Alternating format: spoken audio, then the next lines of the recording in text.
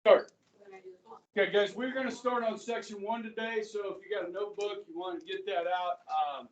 But guys, I reminded myself, try and remind myself every year that government is something that's relatively new to students, and so I just want to make sure you guys have the basics under control before I even get into it. Okay, and so over here on the left whiteboard here is a simple explanation of the 3 branches of government. Now, you may already know all of this, or you may not. Okay, the first, the second half of this class. So section 4 is over the legislative branch. Section 5 of this class is over the executive branch, and section 6 of this class is over the judicial branch. Okay, so we're not going to get into these in detail for a while, but I'm going to refer to them quite often. So I want you to have a basic understanding of what they are and what their roles are. Okay, this is pretty simplistic. Okay, but can't take for granted what people know. Okay, so hopefully you get something out of this that you didn't know before, and it's a good review for you. Okay, now guys, all year, all semester, rest semester, guys, I'm going to be referring to this. This is an outline of the U.S. Constitution. There are 7 articles in the U.S. Constitution. How many? 7. How many? 7. Now, the first 3 are the 3 branches. But if you look at this outline over here for a second, the first 2 columns are the legislative branch. So it goes into a lot more detail, and the founders did, about that branch of government and the importance of it. Okay? So let me walk you through this a little bit.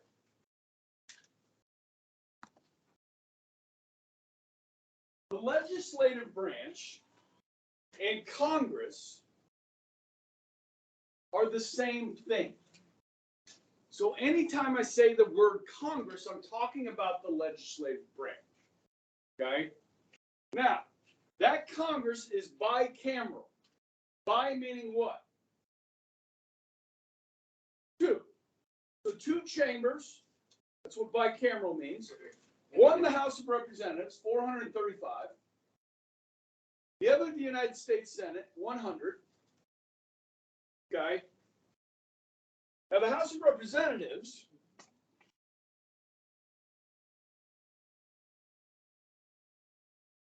is divided up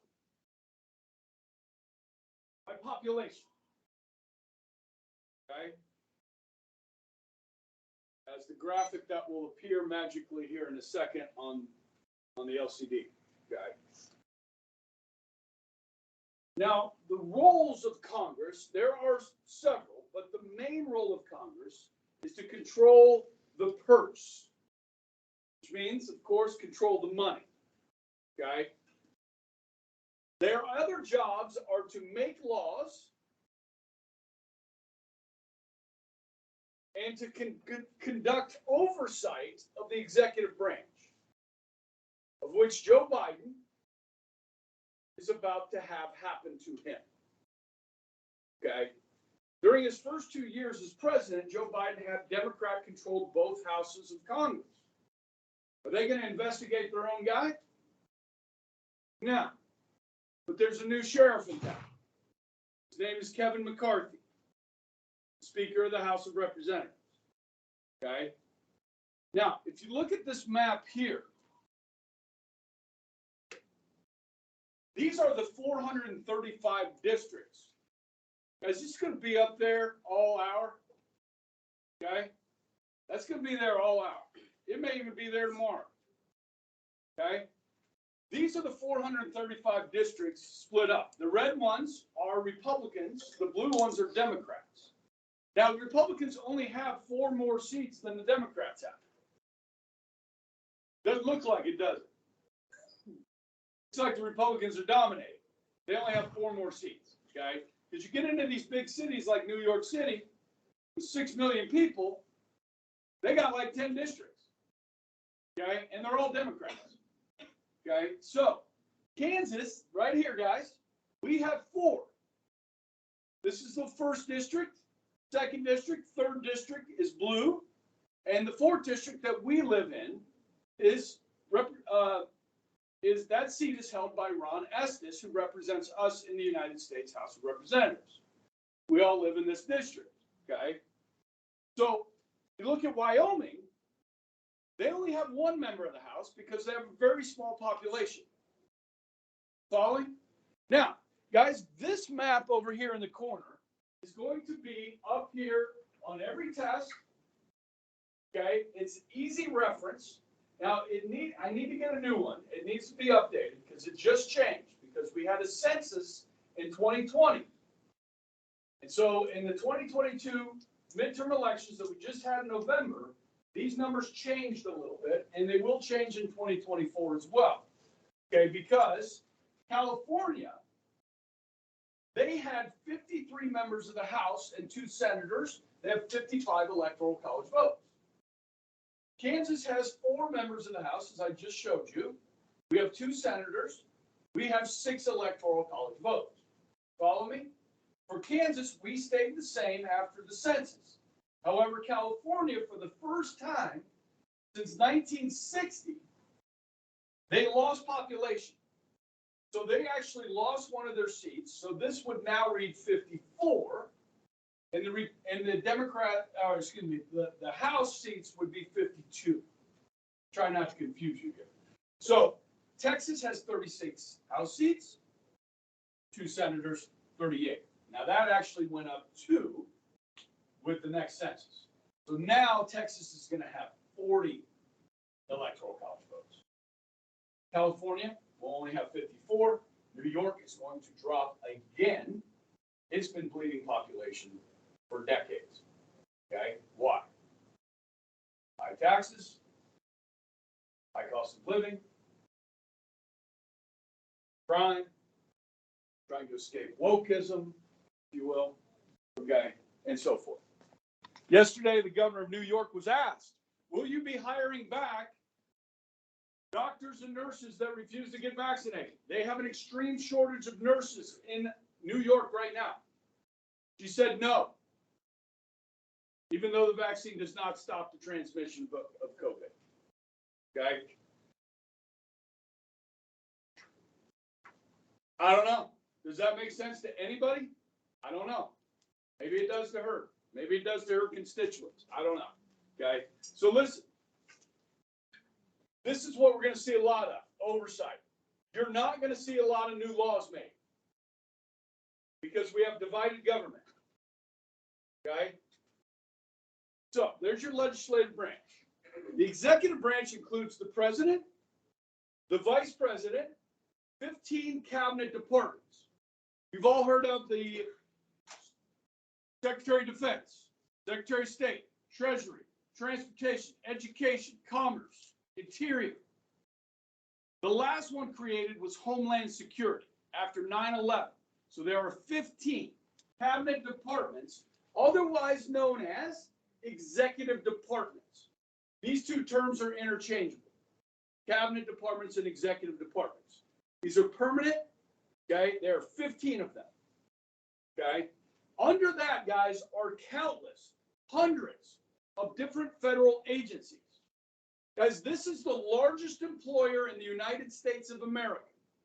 It employs over 3 million people, the executive branch of the U.S. government. So you're going to include the Pentagon with this. The Army, the Navy, the Air Force, the Marines, Coast Guard, the Space Force. Okay?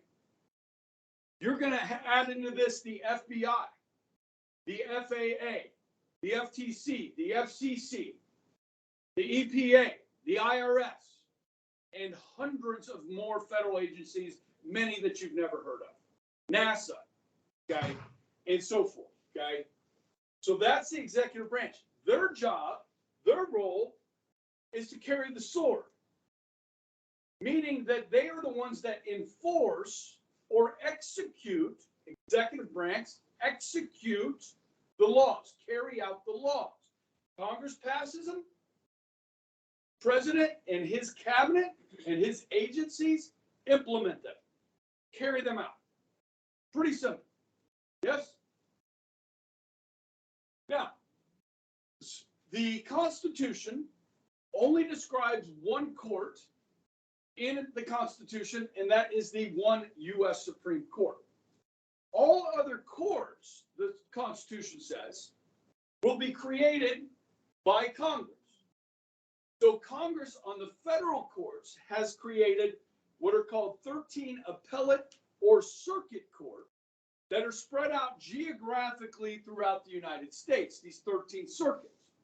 Kansas is in the 10th Circuit, and that is in Denver, Colorado, the 10th Circuit Court, okay?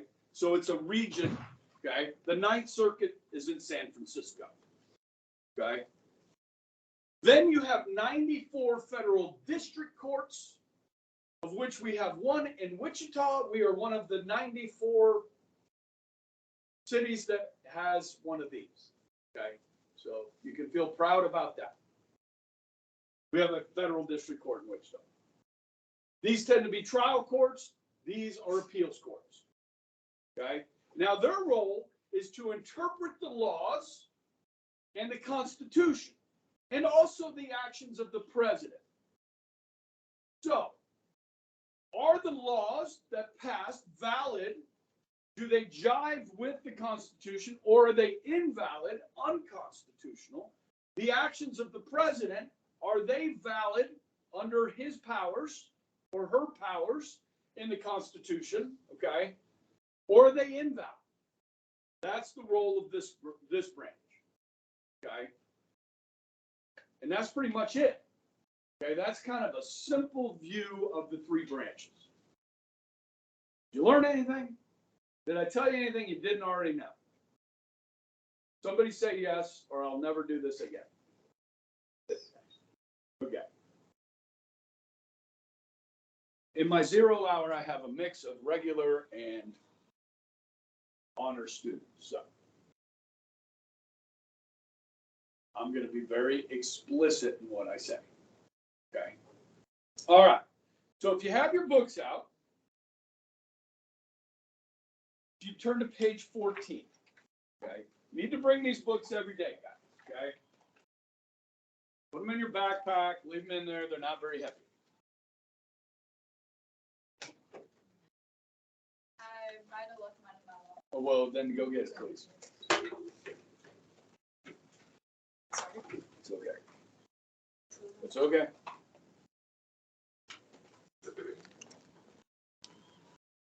We're on extended schedule today.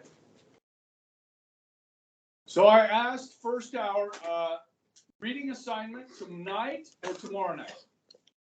Tomorrow night. That's what I got. Tomorrow night. Okay. So you will have a reading assignment tomorrow. Okay. Have I put any grades in for this class? What was it? For what? The videos? Okay, I'll put in 10 points for page 7. Okay, that'll go in today. Okay, and then we'll have another grade after the reading assignment and actually maybe 2 more grades. So I'll have a reading assignment, which is required, and then an optional assignment with the reading assignment. Okay, I'll give you that tomorrow night. Okay.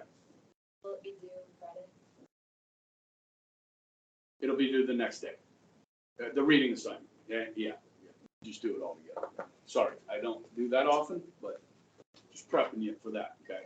So we're gonna have an assignment tomorrow night, ladies. Okay. All right. I don't know if you noticed this over here. Okay. Already? March 24th. Oh, I was looking at the. Okay. Grace? February 24th. You get that band of brothers going, baby. Yep. Okay. All right, here we go. So section 1, which is entitled Foundational Documents Through the Declaration of Independence. So I want you to look at those topics we're going to cover, and we're going to get into the first 2 today. Okay. Your reading is going to be over number 3. So we're going to learn about, what's the definition of a state, a government, a nation, a country. We're going to look at the origins of states. We'll have 4 different origins of how a state is formed. Okay. And then one of those, the 4th one, is the social contract. Okay. We're going to look at different forms of government. And guys, this is where this gets into the weeds a little bit. Okay. We're going to look at different forms of government based on different criteria. Okay, like 3 different criteria. So it does get kind of detailed, and you really do need to pay attention. Okay. Then basic concepts of democracy are pretty easy, self-evident. Okay. Stop at number 6. Okay. At the end of number 6, that's where the objective portion of your test ends. So you will have a 2-day test. The first day will be through the first 6, okay? And then once we start with number 7 on here, the English traditions, that's where your essay begins, okay? So the essay portion of the test. All right, so, guys, when this country is formed, most of the people that come to the New World into these colonies, Jamestown first, of course, and then Plymouth Rock, and then it expands from there. Those people are almost all English, okay? And we are still feeling the effects of that every day in this country, as right now, Mr. Ebright is speaking what? English, okay? It's all around us. We can't escape the British legacy in this country. Whether you like the limeys or not, you're stuck with it for now, okay? Unless we change our language. We can change it. We can change everything. But a lot of it was impacted by the British. Okay, you with me? Okay, so we're going to look at that. Then we're going to look at the colonies and how the colonies, the colonial governments were formed, and look at that impact today. And then we're going to look at the Revolutionary Era, which is always kind of fun to go back over that, and that impact on today. And then we'll look at the founding documents, important speeches, and essays that were written by some of the founders. Now, those are all in your book. Okay, if you keep turning the pages, you'll see a lot of those in your book. Okay, we'll watch a couple of videos, one over the Revolutionary Era, and one in the second section over the Constitutional Convention. Okay, then we'll look at the Declaration of Independence. Okay, and all what it went into that. Okay. And that's what your essay will be over. Okay. So we're still a ways away from a test. I know I took the first 2 weeks on the political spectrum, guys.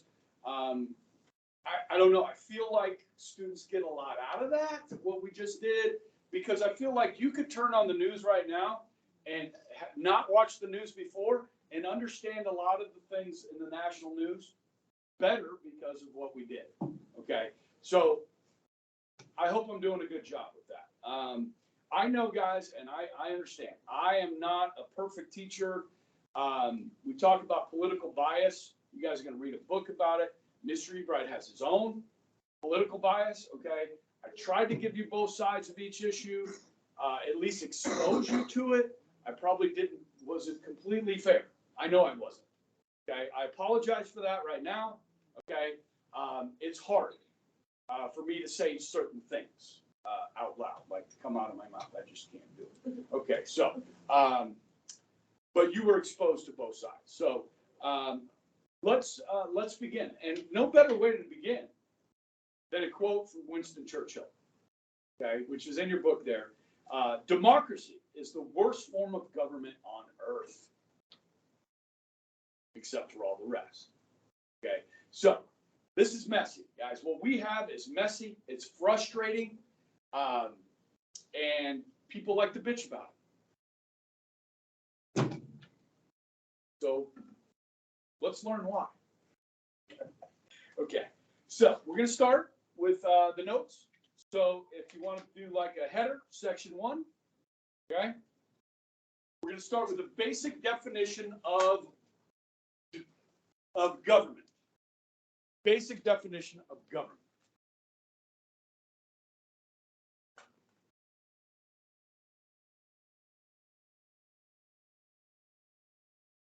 What is government? It is an institution institution through which a society makes and enforces its public policy. An institution through which a society makes and enforces its public policy.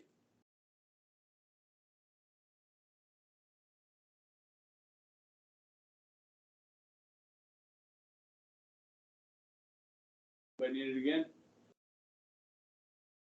What is public policy?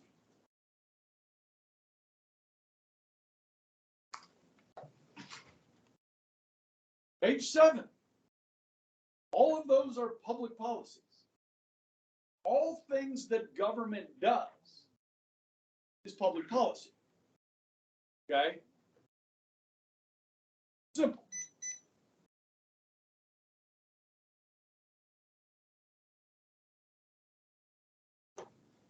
Is a law public policy?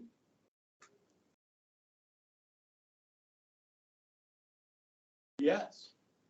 Is a vaccine mandate public policy?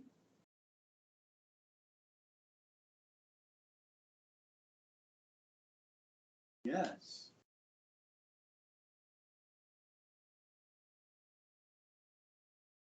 Okay. Now, governments rule over states. So let's define a state.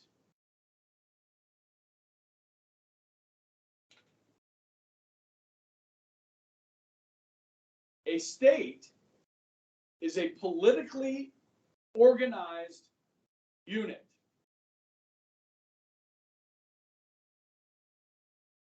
Politically organized unit. Now this can be confusing because we live in the United States of America. So is the United States of America a state?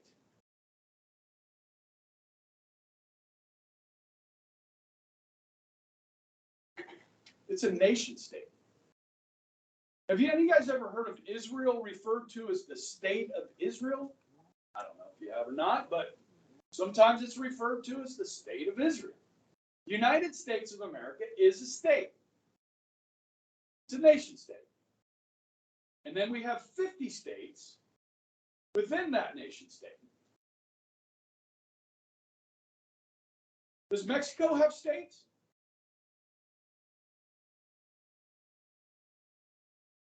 Do you know how many? You don't? Does anybody know? I'm just curious. I don't know. Does Canada have states? No, they don't. They have provinces, which are states. How many do they have? 13? No.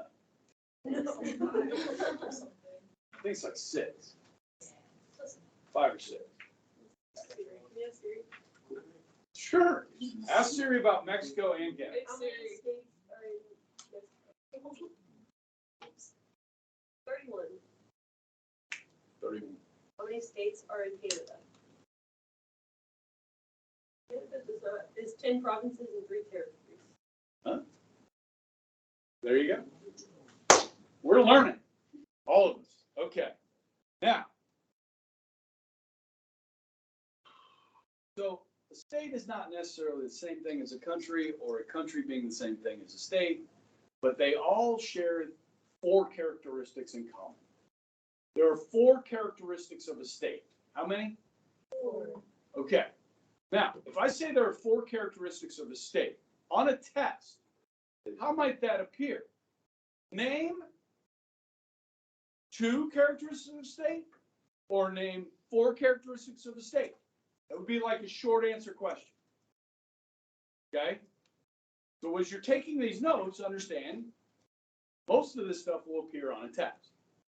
Okay? So let's talk about those 4 characteristics of a state. Did I say characteristics? Yeah, 4 characteristics of a state. Because I'm going to talk about 4 origins of a state in a few minutes. I'm talking about characteristics of a state right now. 4 characteristics of a state. Number 1, you gotta have population. You need people.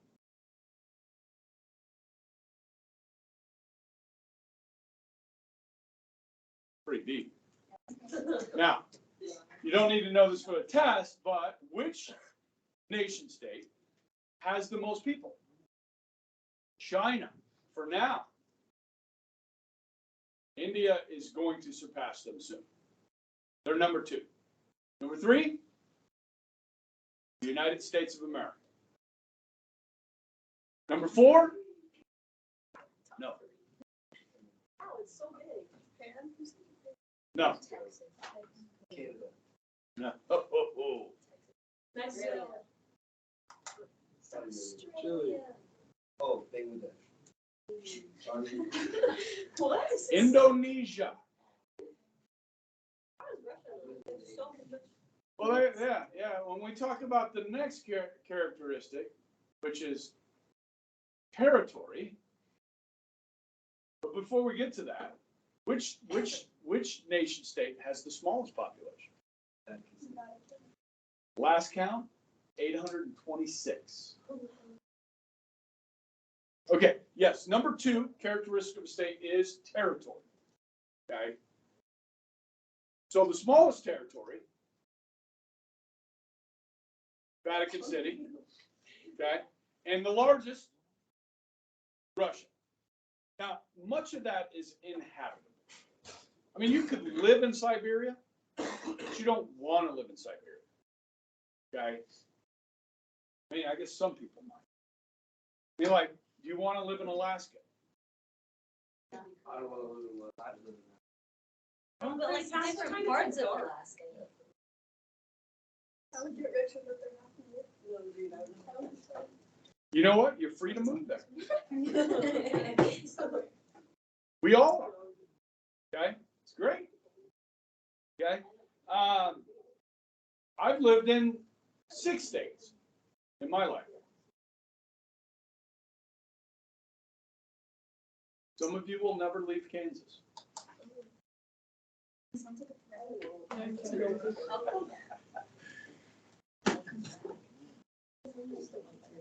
Some states are better than others. Now, guys, this is a pretty good place to raise a family. I will tell you that. If you're into that sort of thing. And if you want to stay around family. Like have somebody to watch the kids when you go on a date or vacation or something like that. Which I never had. Okay. The third characteristic of the state is sovereignty. Let me spell that for you. Sovereignty. SOVEREIGNTY.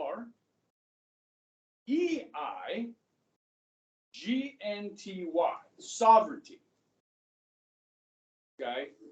Now I mentioned this term earlier today, but let me give you a definition. Supreme and absolute power within its own territory. Supreme and absolute power within its own territory. Sovereignty.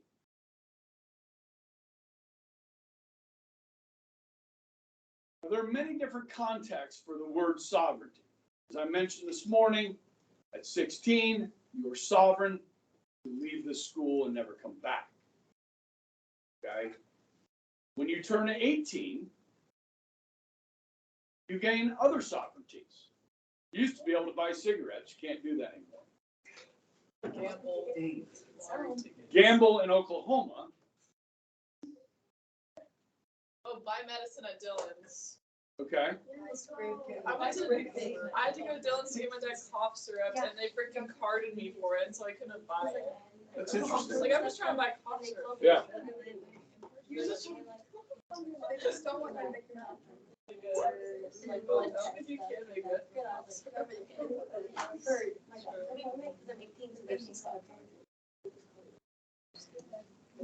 Yeah. I saw a funny video on that the other day.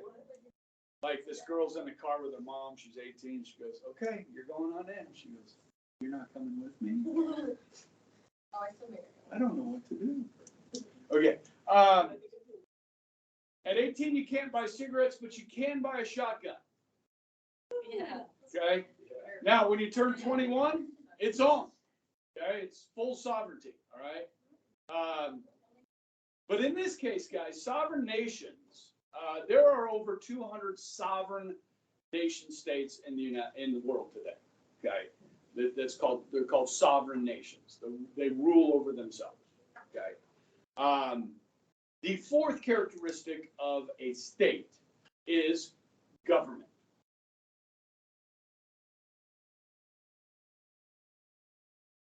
So right now, you would refer to, say, like Libya as a failed state. They have no government that has sovereignty over the entirety of their territory. They have population, they have territory, but they don't have sovereignty over the whole territory or the whole people. So it's a failed state. If that makes sense. Okay? Which is really sad.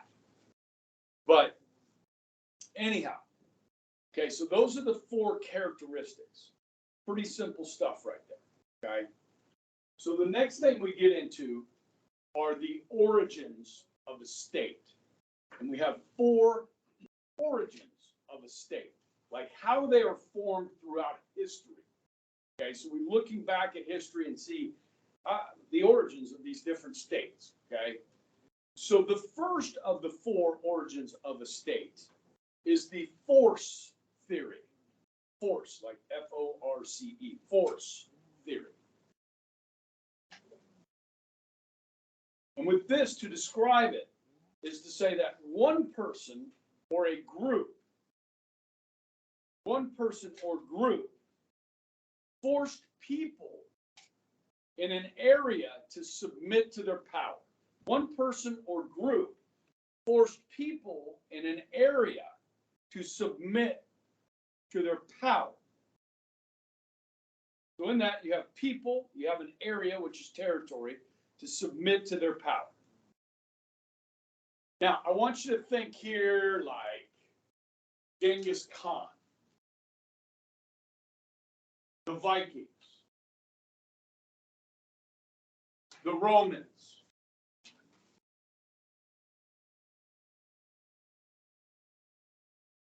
you think of any other conquerors like that? Now, the Vikings, any guys ever watch that show, Vikings, the series? It's outstanding. Really good stuff. Now, the Vikings tended to be nomadic. Okay, so they would rape and pillage, right? And then move on. But as you see in the movie or the show, some of them want to settle. No longer nomadic. Okay?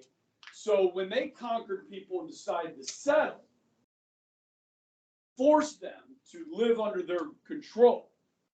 That is, if you go back in history, that is the way a lot of states were formed, by the force theory. Does that make sense?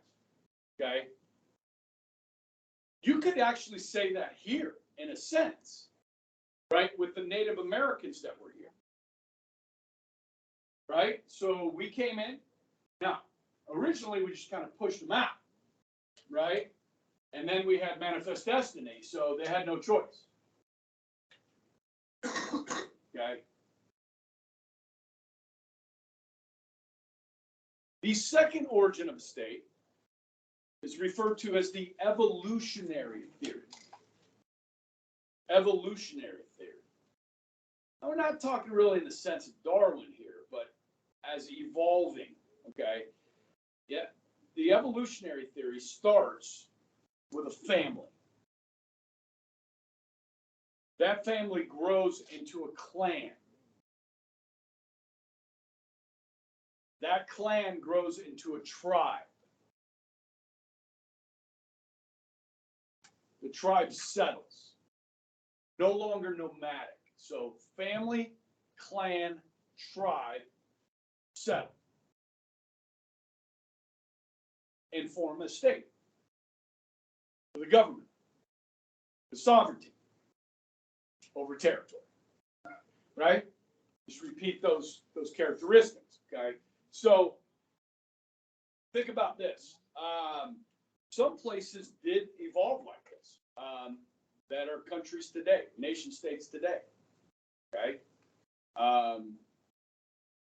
Might think of possibly the Scottish like this, okay? You might think of, the people in Persia, the Persians, or the Greeks. They probably had other forces as well as the evolutionary theory as well, okay? The third origin of the state, we go to 50 today. The third origin of the state is one that you're very familiar with, is the divine right theory. D-I-V-I-N-E, divine right theory.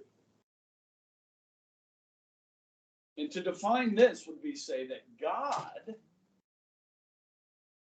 capital G, God gave people the divine right to rule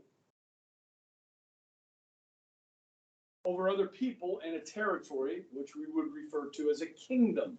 Yes? Kingdom. The divine right to rule.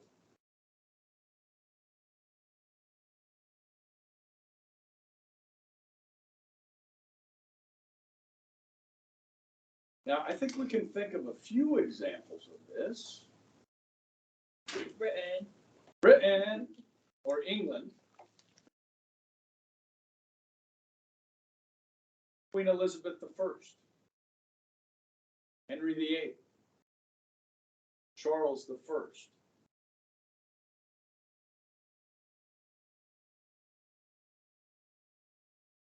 King Louis XIV of France, okay, Denmark. Now, how about the king of Saudi Arabia today?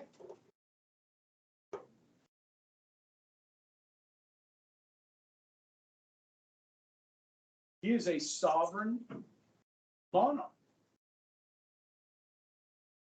with power.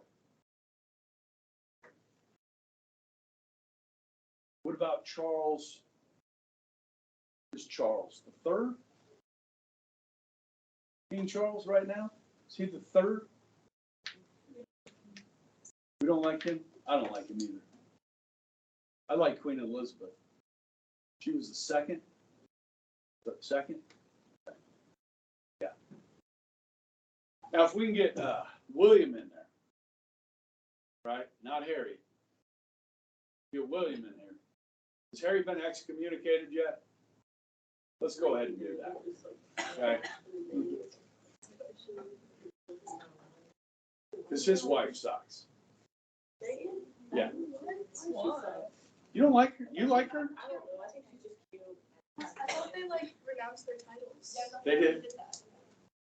Well, they did, but they're still on the Royal roster. yeah, they made a documentary. Okay, yeah, okay. I don't like her. Have you watched the documentary?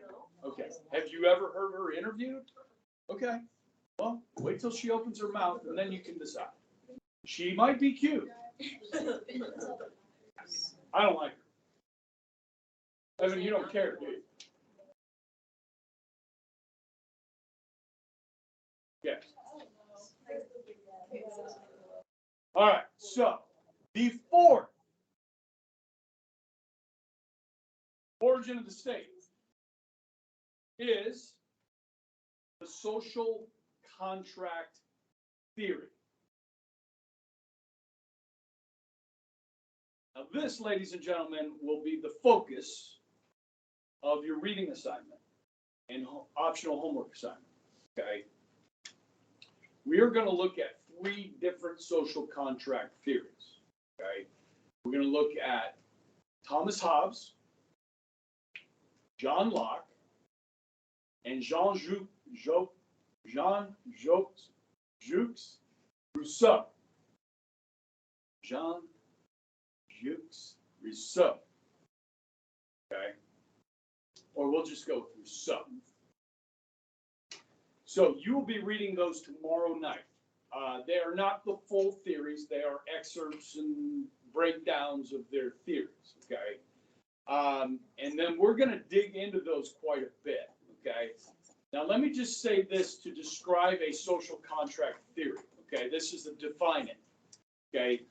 Government, under a social contract theory, government is an agreement between people and government.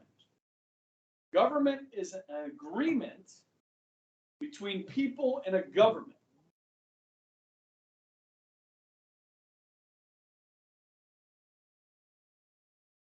The social contract theory rejects what? Theory.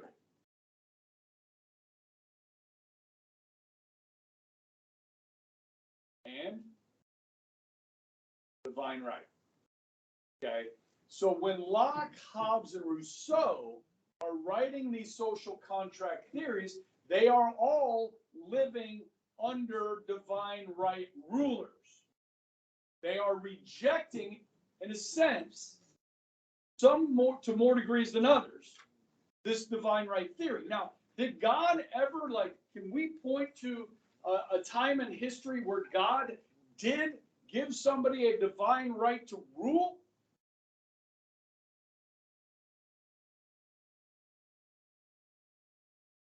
David, right? The Jews asked for a king, and God gave them one. Yes? So there is a true divine right there. What? There's another one? No. No.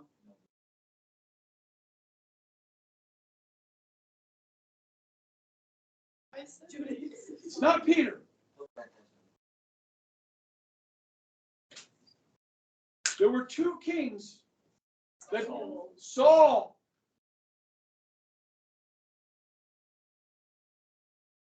Yeah, you guys need to study the Bible a little bit more.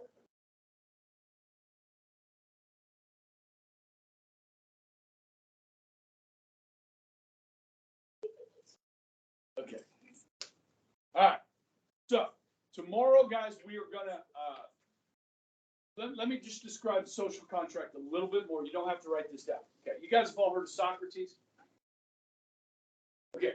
So Socrates was put in jail for violating the law. Okay. And this is what he said. Socrates' argument on why he should stay in jail is based on the idea that his entire way of life is based on laws. And by benefiting from those laws and agreeing to live under those laws, he is agreeing to the punishments set out by those laws. He has entered into a contract with government, and he will keep his part. So this is the great thing about a social contract, guys. Now, most of us were born here. Some of us immigrate here. But when you emigrate into the United States, or you are born in the United States, you are born into a social contract. The U.S. Constitution, okay? And you are obliged to live under those laws, and you benefit from those laws. And when you violate them, you must suffer the punishments. Now, who gets to create those laws that we live in? In a sense, we do, yes? By electing people to make the laws for us, that we want to make those laws for us. Okay? That's called a representative democracy. Okay? That is our social contract. And so the next, guys, for the next few weeks, we're going to be studying our social contract and why we developed it like it is. Because there are many different ways you can go in a social contract. Okay? So our focus is going to be, why did we choose the one we have now? Let me tell you this, guys. This Constitution which was written in 1787, ratified in 1789, is the oldest constitution in the world today. Every other country on the planet, more than 200 sovereign nations, have rewritten their constitution since ours was written in 1789. It's the oldest constitution in the world. It's about 240 years old. 230 some years old. 234 years old. Okay? Did you know that? So it must be pretty good. So let's learn about it. Cool?